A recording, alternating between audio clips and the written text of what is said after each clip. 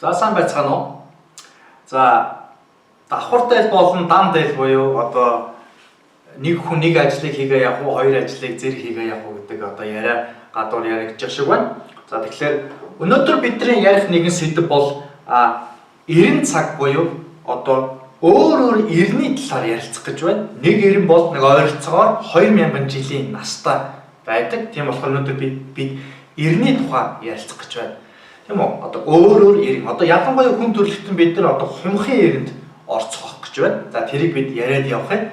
За тэгэхээр юуны төрөнд өнөөдөр бол 2015 оны 11 сарын 13 баасан гараг. Тэгэхээр 13-ны одоо баасан гараг бол одоо муу гэж яриад байдаг. Энэ бол одоо бүр эрсдэс маш өөр. Энэ бол одоо жилд тийм үү? Зарим жилд бүр одоо 4 жил нэг тохиолдог тийм үү? Их тийм одоо маш сайн өдөр нарны тэр хувц туяа нефт орж ирж байгаа тэр өдрийг хэлдэг. Энэ альва ер нь тоог бол буруу тушаал хүмүүс их мушгсан байдаг. Одоо манай 76 гişрхүүд 7-дөр 6 гээд 13 байдаг. За тэгэхээр эхлээд бид нар энэ тоогийнхоо талаар ярьж эхлэе. За тэгэхээр альва зүйл тийм үү энэ 12 гэж одоо мөчлөг одоо явагддаг. Учир нь гэвэл одоо нарны 9 аймаг дээрс гадна сүүлд хідэн олдсон одоо солир гэж нэрлэдэг. Одоо гариг байдаг. Солир одоо гариг. Тэр үлдсэн одоо олдсон 3 байдаг. Одоо цаашид бас ингээ олдоо яваад бол энэ тооч өөрчлөгдөж ер нь бол магадгүй. Тэгэхээр 12 гэдэг тоо бол ерөнхийдөө бол энэ нарны аймагт дотор байгаа тэр одоо 3 гаригт хандлаа 10 одоо 2 болж байгаа. За энэ дээр нэмдэг нь нар орж ирээд 13 болдог. Одоо манай монголоор бол одоо ер нь монгол гэдэг энэ хүн төрөлхтний мэдлэг шүү дээ. Тэгэхээр 12 дээр гаригс дээр нэмдэг нь нар орж ирээд 13. Тэгээд мөн цаашлаад 12 дээр дахиад 12 нэмээд 24 дээр 24 болно. 24 дээр нараа нэмээд 25 болдог. Тэгээд 24 дээр 12 нэмэхээр 36 дахиж нар орж ингэж битүүлж орж өгдөг. Дандаа пирамид битүүлж орж өгдөг. Тэгэхээр 24 дээр 12-ыг 36 дээр нар орж игээд 37. За тэгээд 36 дээр 12-ыг нэм 48 дахиж нар орж игээд 49-ний жил ч юм уу. Ингээд 37 49 13 25 37 49 гээд ингэж явдаг. Тийм юм. Энэ тооны утга бол тэгэхээр 13 гэдэг тоо бол энэ бол нар гэсэн үг. Нар утгатай. Тийм болохоор нарны энэ ялангуяа баасан гарагийн суур гарагаар төлөвлөсөн үед бол нарны маш хүчтэй туяа энэ дэлхий рүү орж ирдэг. Тийм байдаг. За тэгэхээр эхлээд бид нар энэ цаг юунаас үүссэн бэ гэдэг талаар эхлээд маш товчхон яриа. Тэгэхээр хүн төрөлхтөнд бол өмнө нь бол цаг гэж байгаагүй. Мөнхийн өдөр шөнө хоёр ээлжилдэг. Харанхуй гэрэлтэй явж ирсээр байдаг. Сүүлийн одоо тийм үү эрэнгээс цаг тоотлого гэж бий болсон. Нэгээс орол одоо 6 ухаанд бол санчрын нөлөөл гэж байдаг. Тэр нь болохоор одоо 8-ын тоог санчрын өөрөө удирддаг. Тэгэхээр санчрыг бол одоо нэр нь бол ийм нэртэй байдаг. Одоо хронос гэж нэрлэдэг. Хронос гэж одоо латинаар хэлдэг. Энэ бол хронос гэдэг үг бол санчрыг өөрөө хэлж байгаа нь. Харин одоо хронос гэж үг байдаг. Энэ хронос гэж. Хронос гэдэг бол энэ өвгш өв. Тэгэхээр хронос гэдэг бол цаг гэсэн үг. Дөрөв байлаа. Цагтаа болж гисэн. Хүн төрлөختөн цагт баригдаж одоо эхэлсэн. Цагт баригдаж эхэлсэн. Тийм байдаг. Маш товчхонтой бол юм байлаа. Тэгэхээр бид нар одоо цагтаа болсон гэсэн үг. Тэрнээс биш одоо шинэ жил гэдэг бол зүгээр санхүүгийн шинэ тооллого явагддаг. Тийм юм. Цагаас арч гисэн адилхан өөрийн баяр ёслол тэрнээс биш нэг тийм одоо юу гэдэг аливаа зөв шинжлэгдэж байгаа зүйл биш юм. За тэгэхээр бид нар одоо эртний тухай түрүү ярина гэж хэлсэн. Тийм үү? Эртний тухай. За тэгэхээр эртний тухай ярихад бол одоо бид нар ялангуяа одоо юу штэ Библийн одоо ялангуяа хуучин гэрээнд бол энэ одоо энэ цааны дэлхийн газрын зураг байж байна. Энэ одоо экваторын шугам буюу экваторын шугам бол тэг цэгээс яг хоошоогоо одоо 31-р цэг дээр 31-р цэг Жерусалем байдаг. Одоо Израилийн одоо Палестинич гэдэг энэ Жерусалемаас болж их олон тэмцэл дандаа явагддаг. Одоо ч гэсэн явагдаж байна.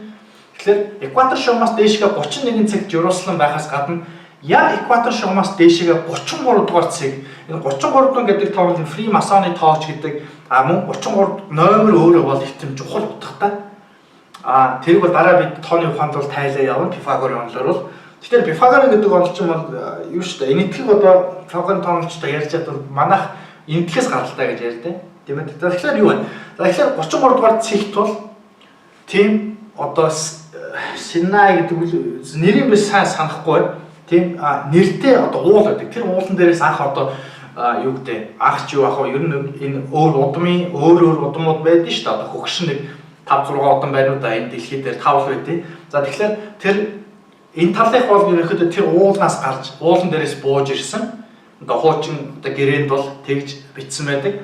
Бууж ирээд тэр хүн доошгоо одоо бууж ирэхдээ бол өөрийн одоо нэг тийм үхэр буюу үхрийг ингэж одоо толгойг нь авдаг.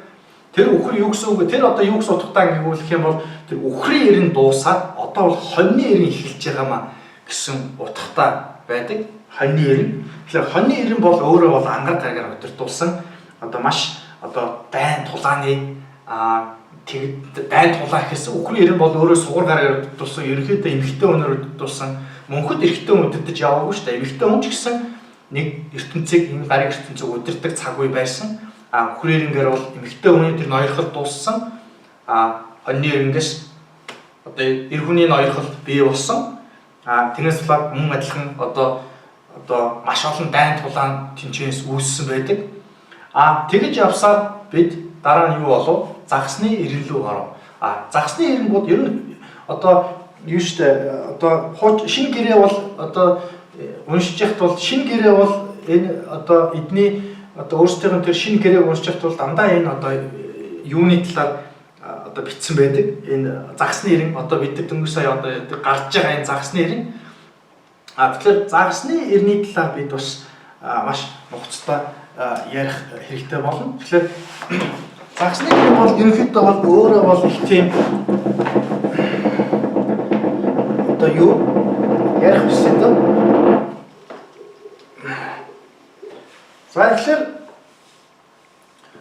За бид тэгэхээр сая ярьлаа. Тэгэхээр те ингээд энэ ирэн байж гин. Одоо үгтэй. Энд чинь ингэж хуваагаад нэг ирэн бол 2000 жил тэрийг яаж олдог гэхээр Дэлхийн ван гэдэг гариг. Дэлхийн ван гэдэг гариг бол юу байдаг?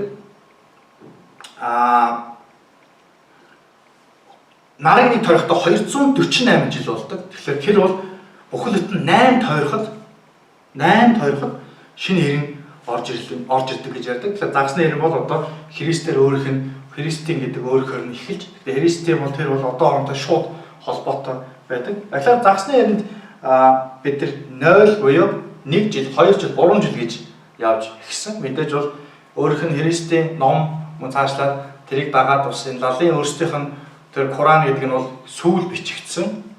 Одоо 600 жил ч юм уу сүүлд бичигдсэн байдаг. Гэхдээ тэд бол ихвчлэн бол энэ загсны иргэний талаар одоо бид маш товчхон яриа. За тэгэхээр загсны иргэн яах вэ? За энэ жишээ нь ингээд загсны иргэн бай гэж бодлоо. Тэгэхээр загсны иргэн Египтийн зүгхаагаар бид 3 хуваа. 3. Тийм одоо 360 гарцахад 30-30-аар 3 хуваа гэсэн үг. Тэгэхээр загсны иргэний эхний үеийг бол 70 он өдөртөж байгаа. Ер нь загсны иргэн тэр чигээр өөрөө 70 оноор өдөртүүлсэн байдаг. 70 он бол хүний нүүрний өмнөр манан бий болгоод төөрөгдөл үүсгдэг. Тийм. Тэгэхээр одоо хүн төрөлхтөн бол загсны ирэнд бол маш том төөрөгдөлт ерөнхийдөө одоо явсан гэж хэлж болно. Гэхдээ энийг бол одоо Египтийн бүр гэдэг наривчлаад ярих юм бол хамгийн ихний одоо загсны ирэн дотор хамгийн ихний 1000 жил бол юу байлаа? Одоо 70 он буюу 70 он чи өөрийнх нь бас нэг нөлөөлөл бол шашин шүтлэг сүнслэг ертөнцөг өдөртөг. Тэгэхээр энэ ч бас маш олон тийм шашин бий болсон. Түрүүн хэлсэн Христийн лалын шашин гэх мэт Христийн тийм шашинд орцгож эхэлсэн. Тэрийг дараачийн бид 2 дугаар ирэн бол сараар өдөртүүлсэн байдаг. Тэгэхээр энэ загсны ирэн бол өөрөө усан мах өдөртөө. Тэгэхээр эдрийг яаж ингэж хуваадаг гэхлээр бол нийт ордон дотроо бүх загсны одоо усан мах ордууд байдаг. Эхнийх нь бол загсны ирэн буюу өөрөх нь загсны орд, хоёр дахь нь буюу мэлхий усан байхад сараар удирдуулдаг. Одоо манай наадан тэмдэглэдэг. Тэгээ гурав дахь нь бас усан байхад хилэнц буюу одоо бас усан байх байцтай ангараг дэлхийн оноор удирдуулдаг. Энэ гурав дахь нь. Одоо бид энэ гурав дахьтаар явж байна. Гараад явж байна. За энэ сараар удирдуулсан бас сар бол их хүнийг бэлэгддэг. Сар бол маш тийм одоо бусдын төлөө гэсэн их тийм яг их юм шиг халамжтай хайран дээр тогтсон байдаг. Энэ мэлхийн орд өөрөө бид наадмаа тэмдэглэдэг. Тэгэхээр энэ хоёр дахь энэ эрдний энэ хоёр дахь мөчлөгдөр бол Монголын эзэнт гүрэн гэж бий болсон. Монголын эзэнт гүрэн бол мэдээж хэрэг бусад эзэнт гүрнээс маш өөр хайр сэтгэл төр халамж бүгдийг нэг ингэж тохинуулж өгсөн тийм учрыг тайлбарлаж өгсөн агуу ирэн байдаг. Тэр ирэнгээс бид нар гараад хамгийн сүүлийн буюу одоо энэ хилэнц гэдэг байгаа гүн далд ертөнц мөн цаашлаад энэ дэлхийн маань өөрийг нь удирддаг нуугтмал дэлхийн маань ер нь энэ грек нэр нь Египтийн нэрүүд нь өөр болохоос эдгээр яг нэг утгатай шүү дээ. Египтийн Бабилоных гэх мэт Майных ч юм энэ түүчс яг ижилхэн байдаг нэрүүд нь өөр. Тэгэхээр одоо тэр Плуто буюу тэр дэлхийн маань одоо грек нэр нь бол өөхөх одоо төрөх хоёрыг захирсан бурхан гэж нэрлэдэг. Тэгэхээр одоо хилэнцээр бол бид нар энэ сүүлийн энэ эртний сүүлийн мөчлөгдөр бол их олон зүйл боллоо. Хүн төрөлхтөн хоорондоо дайцч 1 2 дугаар дай цөмийн зэвсэг тийм үү? Ер нь бол энэ гариг ертөнцид хүн өөрөө нөлөөлөх тул ганцхан зүйлээр нөлөөлөх баг. Тэр нь бол одоо цөмийн зэвсэг дарж энэ гаригаас өнөөх нарны аймгаар цааш огторгуунд нөлөөх тийм зэвсэгтэй болж байна. Тэгэхээр энэ тэр дэлхийн маань гэдэг гариг бол өөрөө бол маш тийм хүчний тийм үү мөн далд их олон хүн энэ сүүлийн эрэнд бол өнгөрлөө. Энэ маш олон дайнуудад маш олон одоо өвчин юу байдیں те химийн бүтээгдэхүүн байд юм уу гэх мэт энэ төрөл энэ нэг эрен өөрөө тэр чигээрээ бол загсны эрен бол өөрөө дэлхийн маань бид 70 оноор удирдуулсан 70 он гариг бол бид түрүүн яасан хуурам эхлэлт маш тийм залжин энэ нэг бол энэ хүн маш сүнслэг байдаг нэг бол маш тийм залжин байдаг энэ 70 оноор удирдуулсан загсны хүмүүс бол тийм байдаг. Тэгэхээр одоо хүн төрөлхтний өмнөр бол нэг тийм одоо Холливуд ч байд юм уу одоо хөгжмийн юу байдیں те нэг тийм манан бий болголоо янз янзын одоо шашны одоо янз янзын улс төрийн үзэл суртал итгэл үнэмшил юу байдیں их тийм хүн төрөлхтөнд төөрүүлсэн тийм одоо эрен байлаа. Гэвч тэрний хажуугаар бас нэг бодит мэдээлэл нь бас давхар бас ингээд явж идэг. Тийм эрэнд бид нар одоо ерөнхийдөө бол амьдраад энэ эрэнгээс гарч байна. За тэгэхээр бид энэ эрэнгээс гараад одоо бол хумхын эрен рүү орж байгаа. За тэгэхээр хумхын эрен бол ерөөсөө юу юм? Хумхын эрен бол энэ бол бид нар хүн төрөлхтөн бол одоо энэ хамгийн уналтын 2 цаг болох тэр дайн тулааны хуурам эхлэлтийн нэг 2 эрен бол яаж иж байгаад энийг тийм хүн төрөлхтөн одоо энийг шашин гэдэг зүйлээр хүмүүсээ бас нэг жөтгөр болохгүй, шулан болохгүй шиг давж гарлаа. Одоо бол тэр мөчлөг бол дуусчихээн. Одоо нэг ёсоор бол одоо зарим хүмүүс бол одоо бүр тэр нэг 13 дугаар зуунаараа ингээд бүр тэндээ авслагдаад тийм үү тэргээрээ амьдраад байдаг. Тэгэхээр 13 дугаар зуун бол мэдээж одоо бидний агуу эцэг өвгдөө бидний эцэг өвгд зүтгэж байж исэн тийм агуу ирэн тэр цаг мөчлөг тийм үү тэр тухайн үеийн тэр одон орны гариг байршил тэр цаашлаад нарны аймаг өөрөө дахиж ирэхгүй тэгэхээр тэнд хитрхийг авслагдсанаас болоод шин зүйл шин одоо эренлүү орж ирэхэд шинэлэг зүйлтэй одоо нүүр тулж чадахгүй 21-р зуундаа бас өөрөө бас тийм үү зогцож амьдрч чадахгүй тийм хүмүүс бас их байна. Тэр хүмүүс бол нэлээд хэцүү байдаг. Одоо дээл өмсөх бол мэдээж сайхан. Би бол одоо Европ хувцастай байж гин. Гэхдээ би бол энийг даавуу гэдэг зүйлд бол утга учир өгмөөргүй байна. Энэ даавуугаар бол ямар ч нэг тийм дизайнд бол би нэг утга учир өгмөөргүй байна. Одоо бүцгэн ямар суултаан биш тэгэхээр нэг юм өмсөх болно. За тэгэхээр энэ эрен тэр тухайн тэр гаригсын эрен дахиж давтдаггүй гэдэг нь болохоор би түрүү хэллээ. Сая шашингаар бид нар нэг авч орлоо. Одоо гарч ийн. Мөн цаашлаад одоо бид нар маш одоо энгийн жишээ авахд бол одоо би түрүү хэллээ. хуучин гэрээ байдаг, шинэ гэрээ яагаад шинэ гэрээ хийсэн, яагаад гэвэл загсны ирнэ зориулсан. Агшаа цаашлаад Джон Локко ч юм уу те одоо биш Адам Смитийн тэр зах зээлийн одоо улс төрийн одоо юу гэдэг онол мөн тэр сонгодог сонголол одоо тэр либерализм гэдэг байгаа чинь бол одоо 21-р зуунд бол тэс ондоо өөр болцсон явж байгаа. Энийг бол одоо неолиберализм гэж ярьдаг. Тэрнээс үүш тэр сонгодог одоо либерал идэх чинь бол өөрчлөгдөд. Тийм болохоор энд юу гэрчлэх гээд байна гэхээр бол 13 дугаар зууны цаг мөчлөг бол ирэхгүй.